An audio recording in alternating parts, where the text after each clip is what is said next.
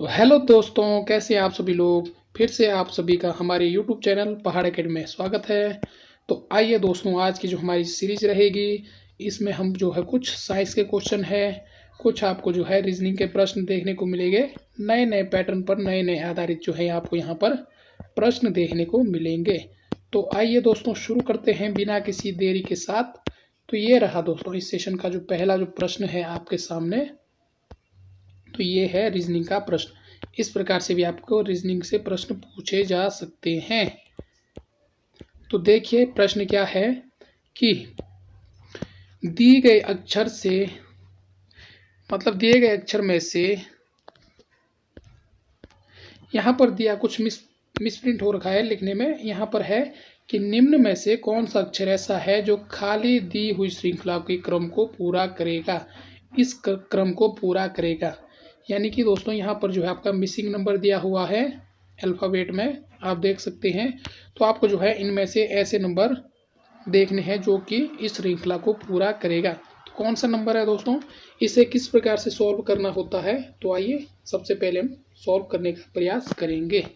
तो यहाँ पर दोस्तों आप देख रहे हैं, सबसे पहले आप देखोगे यहाँ पर एम के बाद क्या दिया है एन, एम के बाद एन है, और फिर आपका क्या दिया है दोस्तों डैश, फिर आपका है एम, फिर उसके बाद आपका क्या दिया है एन, फिर आपको डैश दिया है दोस्तों, फिर आपका कितने हैं एम, दो बार डैश दिया है, यानी कि यहाँ पर आपका दो बार खाली है, गैप है। तो आपका एम दिया है, फिर एक बार गैप दिया है, फिर आपका एम और एन यहाँ पर दिया हुआ है। तो यहाँ पर आप कैसे पता करेंगे कि इन खाली जगहों में क्या आएगा। तो सबसे पहले अगर इस प्रकार का आपको सवाल दिखे तो सबसे पहले इन सभी को गिनेंगे जितने भी है, 1 2 3 4 5 6 7 8 9 10 11। तो कितने क्रम बन रहे दोस्तों ये, तो 12 का दोस्तों यहाँ पर यह क्रम बन रहा है। तो या तो आपको जो है 3 3 करके जोड़ा बनाना है, या तो आपको 4 4 करके जो है 3 जोड़ा बनाना होता है। तो कैसा बनाओगे दोस्तों आप, 3 3 करके जो है हम यहाँ पर जोड़ा बनाने की प्रयास करेंगे। यहाँ पर आप देखोगे एम के बाद क्या है एन है, और यहाँ पर दोस्तों आपको एन के बाद क्या नज़र आ रहा है एम। तो एन के बाद एम है और एम के बाद एन है, तो सिंपल सी बात है, हम भी इसमें क्या करेंगे तो सॉल्व करते हैं। यानी कि एम एन एम, तो इसमें हम 3 3 का जोड़ा बना देते हैं। यानी कि m के बाद आपको n नज़र आएगा और n के बाद दोस्तों आपको m नज़र आ रहा है। तो m के बाद हम यहाँ का क्या ले देंगे n, फिर उसके बाद n के बाद आपका m है और m के बाद आपका n है। तो n के बाद क्या आएगा दोस्तों आपका m आएगा, और उसी के बाद m के बाद क्या है n, फिर आप यहाँ पर n लिख देना है, और यहाँ पर आपका m है, m के बाद आप क्या कर दो दोस्तों n। तो आपका जो बन रहा है जोड़ा क्या बन रहा है m n m N, M N M N का जोड़ा दोस्तों आपका जो बन रहा है। और जो इसका जो आंसर क्या है, एक जोड़ा आपका ये बन गया है एम एन एम एन, फिर दूसरा जोड़ा आपका ये बन गया एम एन एम एन, और तीसरा जोड़ा दोस्तों आपका यहाँ से बन गया है एम एन एम एन। तो आपका जो आंसर क्या है एन, जो आपने जो रिक्त स्थान में भरा है एम एन और एन, यानी कि एन एम एन एन, जहाँ पर भी आपको ये ऑप्शन में दिख रहा है वो आपका बिल्कुल राइट आंसर होगा, यानी कि एन एम एन एन। तो ऑप्शन नंबर भी दोस्तों आपको नज़र आ रहा है। इसी प्रकार से दोस्तों इसे सॉल्व करना होता है। तो बढ़ते हैं, अगला जो प्रश्न है, तो यहाँ पर दोस्तों जो रीजनिंग से संबंधित इस प्रकार से सवाल जो है अक्सर जो है एग्जाम में देखने को मिलते हैं। आप देख सकते हैं बिल्कुल नए पैटर्न पर आधारित है। यहाँ पर आपको जो है क्रम पूछा गया है, यानी कि निम्न श्रृंखला में ऐसे कितने 6 हैं, यानी कि ऐसे कितने 6 हैं जो कि अपने ठीक बाद वाले अंक से, जो 6 के बाद वाला अंक होगा उससे पूर्णतः विभाजित है, और ठीक 6 से पहले वाला जो उससे पहले वाला जो अंक है वो क्या हो दोस्तों सम संख्या है। तो ऐसे कितने 6 हैं आपको यहाँ पर देखना है। तो सबसे पहले हम काउंट कर लेते हैं, एक बार आप ध्यान से जो है इस प्रश्न को पढ़िएगा। इसमें क्या दिया है, ऐसे कितने 6 हैं जो 6 के बाद जो संख्या आएगी उससे जो है 6 पूर्ण तरह डिवाइड हो जाता है, और 6 से पहले जो संख्या होगी वह जो क्या रहेगी आपकी सम संख्या रहेगी। तो कितने ऐसे 6 है दोस्तों, सबसे पहले हम 6 देख लेते हैं। तो यहाँ पर 6 के बाद 8 है, 6 जो है 8 से डिवाइड नहीं होता। फिर दूसरा 6 है दोस्तों, इसके बाद जो है 6 के बाद जो है 4 है, 6 से पहले सम संख्या है। सम संख्या तो है, लेकिन यहाँ पर आपको नज़र आ रहा होगा 6 के बाद जो है आपकी संख्या क्या दी है 4 दे रखी है। 4 से जो है 6 डिवाइड नहीं होता। फिर उसके बाद है दोस्तों आपका ये वाला 6। इस 6 की अगर हम बात करें तो यहाँ पर आपको नज़र आ रहा है 6 से पहले क्या दिया हुआ है, 4 दिया है, और 6 के बाद जो है 2, जिससे जो है दोस्तों क्या है 6 पूरी तरह डिवाइड हो जाती है। तो एक तो आपका ये हो गया, रेड पेन हमने कर दिया है। और दूसरा 6 दोस्तों, ये दूसरा 6 आपका यहाँ पर नज़र आ रहा है, यानी कि 6 के बाद जो संख्या है इस 2 से जो है 6 डिवाइड हो रहा है, और इससे पहले जो संख्या 2 हमारी कैसी है, सम संख्या है, तो 2 हो गया। तीसरा 6 आपका यहाँ पर है, इसके बाद 4 है, 4 से डिवाइड नहीं होता, 9 है, इससे पहले विषम संख्या है, ये नहीं होगी। और तीसरा है 3 से डिवाइड हो जाती है संख्या 6। 6 जो है 3 से डिवाइड हो रहा है, उससे पहले आपकी क्या है, सम संख्या है, तो ठीक है 3।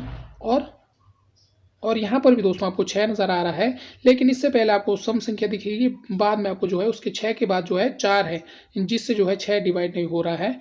उसके बाद एक 6 दोस्तों आपको यहाँ नज़र आ रहा होगा। इसके बाद क्या है, 3 से तो डिवाइड हो रहा है, लेकिन यहाँ पर आपको 1 दे रखा है, यह जो है सम संख्या नहीं है, कैसी है, विषम संख्या है। तो कितने 6 है, तो एक 6 दोस्तों आपको यहाँ पर नज़र आ रहा है, दूसरा 6 ये वाला हो गया, और तीसरा 6 दोस्तों आपका यहाँ पर है। तो 3 ऐसे 6 हैं जो क्या है, जिसके बाद जिसके जो बाद वाली संख्या से वो पूरी तरह से डिवाइड हो रहा है, और उससे पहले जो है सम संख्या है। एक बार इस प्रश्न को आप अच्छे से पढ़ लेना है, इसी प्रकार से जो है आपके एग्जाम में प्रश्न जरूर देखने को मिलेंगे।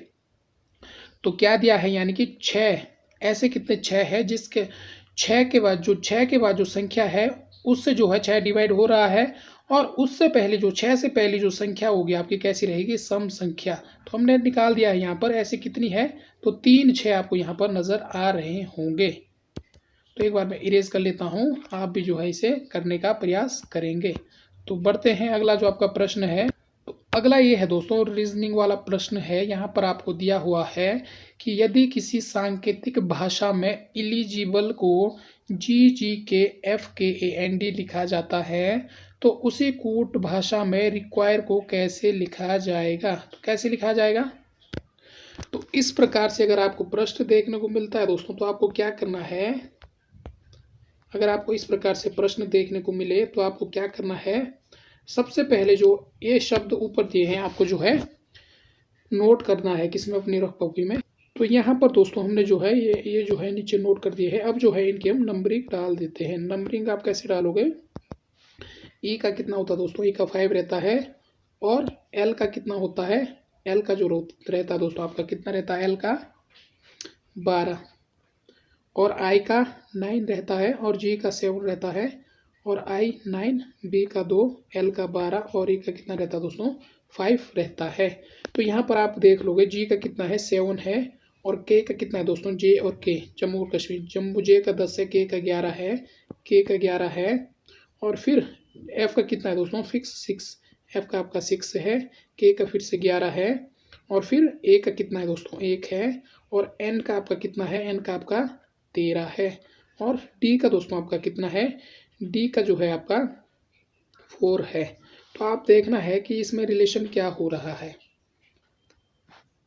आपको जो है इसमें रिलेशन देखना है।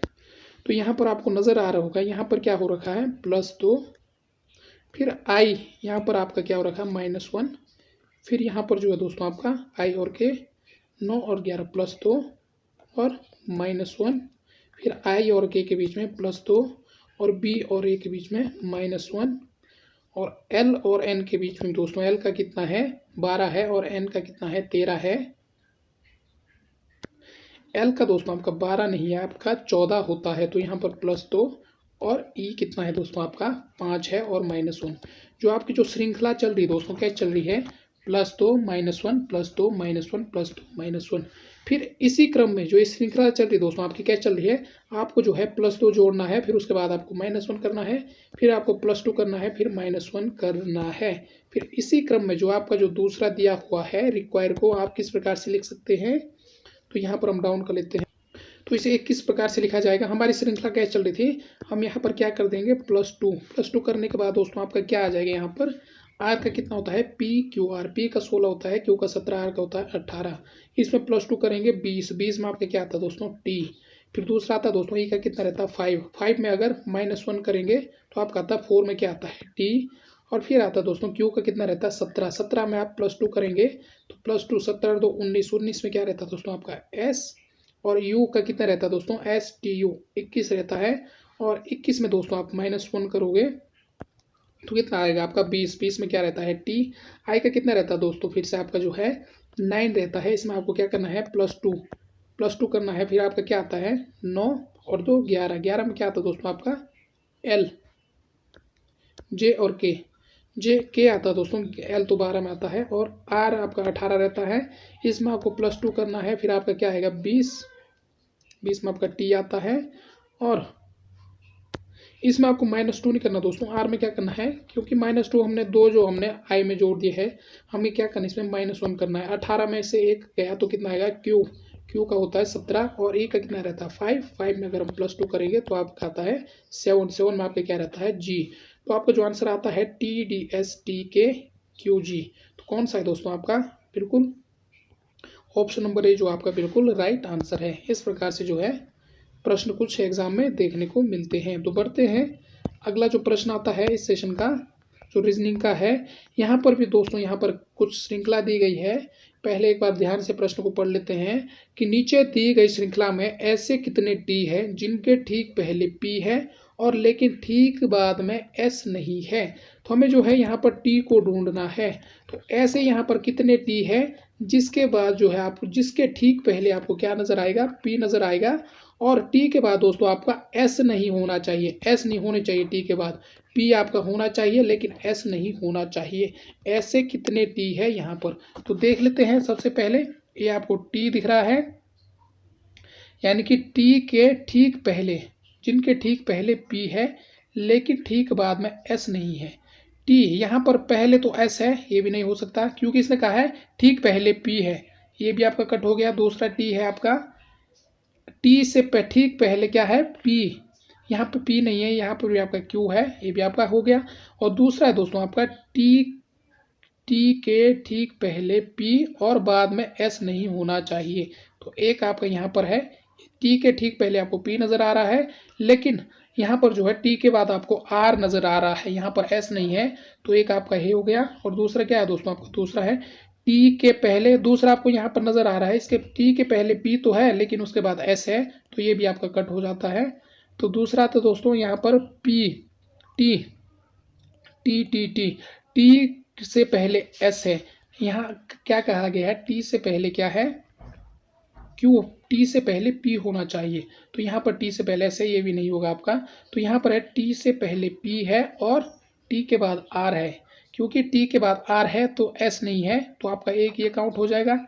उसके बाद आपका टी से पहले पी है, उसके बाद एम है, एक आपका यहाँ पर ये काउंट हो जाएगा। फिर आता है टी से पहले पी है लेकिन एस आ रखा है, यहाँ पर एस नहीं होना चाहिए, एस नहीं होना चाहिए तो ये आपका गलत हो जाता है। तो कितने ऐसे टी है 1 2 3, तो 3 दोस्तों आपको यहाँ पर ऐसे टी नज़र आ रहे होंगे जिनके पहले जो है क्या है पी है और बाद में एस नहीं है। तो आप देख सकते हैं इस प्रकार से जो है रीजनिंग से संबंधित प्रश्न बनते हैं।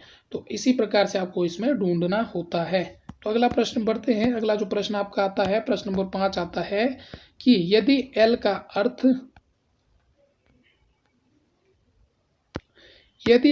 अर्थ क्या है दोस्तों प्लस हो, यहाँ पर प्लस होगा। यदि एल का अर्थ प्लस हो और ओ का अर्थ जो है माइनस, वी का अर्थ गुणा और ई का अर्थ भाग हो तो हमें जो है इस प्रकार इसका मान ज्ञात करना है। तो यहाँ पर 16 वी की जगह क्या कहा है इसने, वी का अर्थ क्या हो गुणा है 16 गुणा 8 और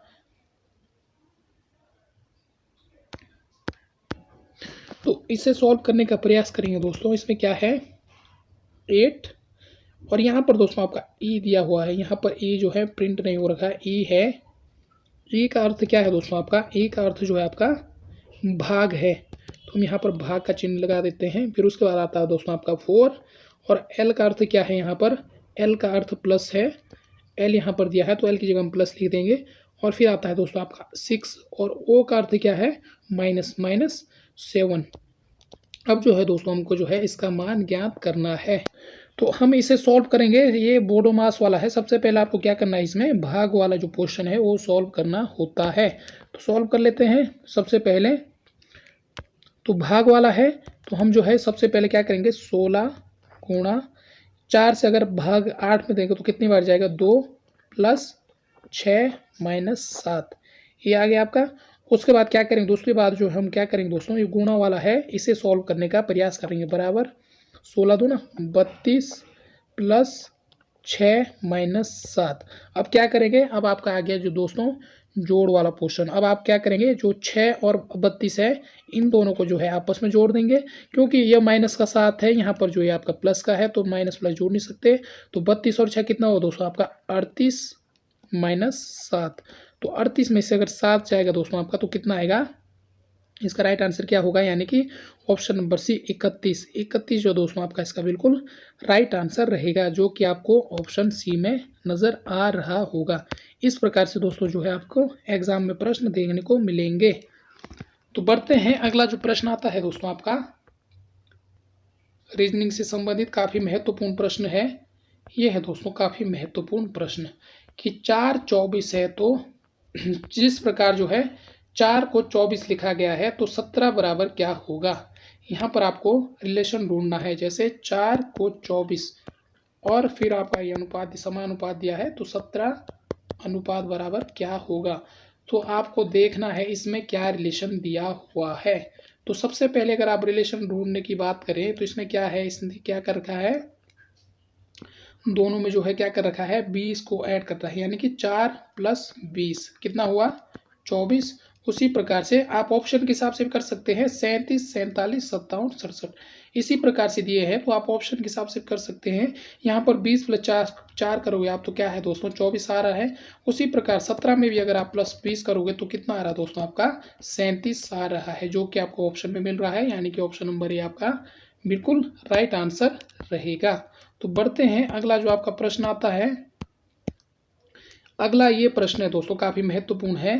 ए बी की बहन है, सी बी की माता है, रिलेशनशिप से है, तथा डी सी का पिता है, तो ई डी की माता है, तो ए का डी से क्या संबंध है। तो यहाँ पर आपको दिया हुआ है रिलेशन, तो अब आपको ढूंढना है कि इससे इसका क्या संबंध है। तो ये जो रिलेशनशिप वाला जो प्रश्न है दोस्तों, यह जो है आपके लिए होमवर्क है, क्योंकि काफ़ी ज़्यादा जो है एग्ज़ाम में यह पूछा जाता है। तो देखते हैं कि आप इसे हल कर पाते हैं या नहीं कर पाते हैं। तो यह आपके लिए क्या है दोस्तों, होमवर्क है। यहाँ पर जो है के आई की जगह की है, सी बी की माता है, इसमें आपको कंफ्यूज नहीं होना है। तो इसे आपको कमेंट में करना है कि इसका राइट आंसर क्या होगा। तो बढ़ते हैं, अब आते हैं दोस्तों साइंस के कुछ प्रश्न है कि प्रश्न नंबर 8 है कि एनीमिया रोग निम्न में से किस विटामिन की कमी के कारण होता है।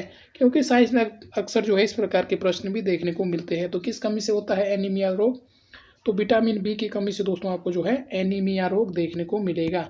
तो रोगों से संबंधित जो दोस्तों हमने स्लाइड यहाँ पर रखी है यह भी आपको उपलब्ध हो जाएगी। अगला प्रश्न आता है कि निम्न में से जीवाणु जनित रोग नहीं है, यानी कि यह इनमें से कौन सा ऐसा रोग है जो बैक्टीरिया से नहीं होता है। इस प्रकार से आपके एग्जाम में प्रश्न देखने को मिलते हैं अधिकतर। तो जो प्लेग है, हैजा है, निमोनिया है, ये तीनों दोस्तों क्या है आपके जीवाणु जनित रोग है, यानी कि बैक्टीरिया से होते हैं। लेकिन जो पोलियो है दोस्तों, जो आपका किससे होता है, वायरस विषाणु के कारण होता है। तो ऑप्शन नंबर डी आपका इसका राइट हो जाता है। फिर अगला जो आता है दोस्तों कि फाइलोक्विनोन या फिलोक्विनोन निम्न में से किस विटामिन का रासायनिक नाम है। तो किसका रासायनिक नाम है दोस्तों, इसका राइट आंसर क्या है, ऑप्शन नंबर डी, यानी कि विटामिन के का रासायनिक नाम है। तो ये है दोस्तों कुछ महत्वपूर्ण जो है विटामिन है तथा इनसे होने वाले रोग और इनके रासायनिक नाम। तो विटामिन ए की बात करें दोस्तों तो इससे जो है रतौंधी रोग होता है और जीरो थैलेमिया जो है इससे रोग होता है। इसका जो रासायनिक नाम है रेटिनॉल है, इसे आपको नोट करते हुए चलना है।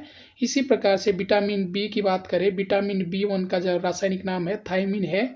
बेरी कब्ज और अपच किसी कमी से होता है, विटामिन B1 की कमी से। विटामिन B2 की बात करें तो राइबोफ्लेविन जो है इसका रासायनिक नाम है। और इसी को जो है दोस्तों इससे कौन सा रोग होता है, किलोसिस या ग्लोसाइटिस नामक रोग जो है किसी कमी से होता है, विटामिन B2। तो अगला आता है विटामिन B3, इसका रासायनिक नाम क्या है, पेंटोथेनिक अम्ल। और बालों का सफ़ेद और बच्चों में वृद्धि कम किसी कमी से होता है, यह जो विटामिन B3 की कमी से होता है। अगला आता है आपका विटामिन B5। विटामिन B5 की बात करें तो इसका जो रासायनिक नाम है आपका नियासिन है, और इससे जो है दोस्तों आपका कौन सा पेलेग्रा रोग जो है 4D रोग, वो किससे होता है, विटामिन B5 की कमी से होता है। विटामिन B6 की बात करें तो इसका जो रासायनिक नाम है पायरोडॉक्सिन। ये काफ़ी महत्वपूर्ण है दोस्तों, इसे आपको जो है अच्छे से नोट करना है। और इससे जो रोग होता है एनीमिया किडनी स्टोन नामक जो है किसी कमी से होता है, एनीमिया विटामिन बी की कमी से होता है, लेकिन कौन सा विटामिन B6 की कमी से होता है।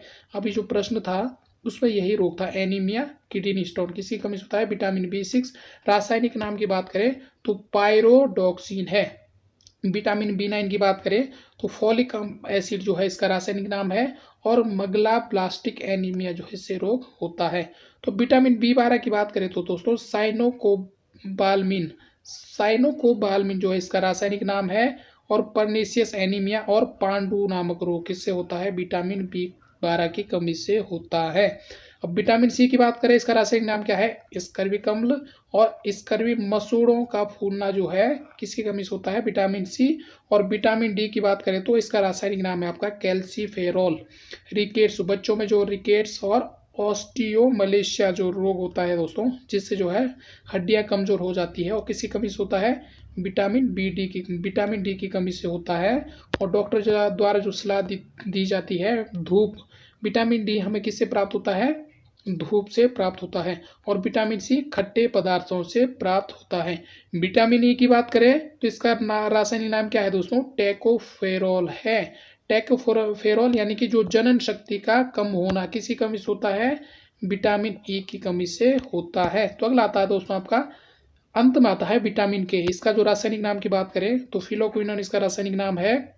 और रक्त का थक्का बनना जो है किसी कमी से होता है, विटामिन के की कमी से होता है।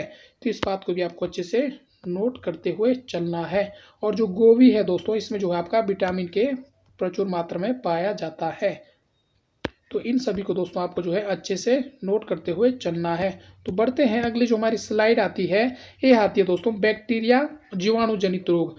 जीवाणु जनित रोग जो है दोस्तों, ये जो है दोस्तों काफ़ी महत्वपूर्ण है। यहाँ से जो है आपका एक प्रश्न पूछ लिया जाएगा कि टिटेनस निम्न में से किसकी कमी से होता है, जीवाणु या विषाणु। तो आपको इनसे अच्छे से देख लेना है। जो जीवाणु जनित रोग है दोस्तों आपका, इसे जो है अंग्रेजी में क्या कहते हैं, बैक्टीरिया। तो आपको कंफ्यूज नहीं होना है। यानी कि आंत्र ज्वर जिसे जो है टाइफाइड कहते हैं, तपेदिकिया, राज यक्षमा, ट्यूबरकुलोसिस, प्लेग, हैजा, डिप्थीरिया, टिटेनस, कोढ़ या कुष्ठ रोग या निमोनिया, ये सभी किसकी कमी से होता है दोस्तों, आपका जो है जीवाणु जनित रोग है, जीवाणु की कमी से होता है। यानी कि बैक्टीरिया की कमी से जो है यह रोग होता है। तो बढ़ते हैं, अगला जो आता है आपका विषाणु जनित रोग। विषाणु जनित रोग की बात करें तो विषाणु जनित रोग में दोस्तों आपको चेचक जिसे जो है बड़ी माता कहते हैं, खसरा छोटी माता, influenza, polio, hepatitis, AIDS, dengue ज्वर और चिकनगुनिया, ये सभी किससे होते हैं दोस्तों, ये जो आपके जो है इन्फ्लुएंजा हो गया, चेचक हो गया, खसरा हो गया, छोटी माता हो गई, पोलियो जो है दोस्तों आपका किससे होता है, विषाणु जनित रोग है। हेपेटाइटिस हो गया, एड्स हो गया, एड्स जो आपका किससे होता है, वायरस से होता है। और डेंगू ज्वर भी आपका वायरस से होता है। और चिकनगुनिया दोस्तों आपका किससे होता है, वायरस से होता है। तो ये है दोस्तों कुछ महत्वपूर्ण जो स्लाइडें हैं, इसमें आपको 7-8 प्रश्न जो है रीजनिंग के देखने को मिले होंगे, और कुछ प्रश्न दोस्तों आपके इसमें जो है साइंस के देखने को मिले होंगे। तो आगामी परीक्षा के लिए दोस्तों आपके लिए जो है काफ़ी महत्वपूर्ण है। तो यहाँ से आपको जो है प्रश्न देखने को मिल सकते हैं। एक बार आप इस स्लाइड को अच्छे से नोट कर लेना है। बाकी जो है रीजनिंग है दोस्तों, रीजनिंग में जो है इसी प्रकार से जो है प्रश्न बनते हैं। सेम प्रश्न तो नहीं बनेंगे, लेकिन आपका जो है पैटर्न कुछ इसी प्रकार से रहता है।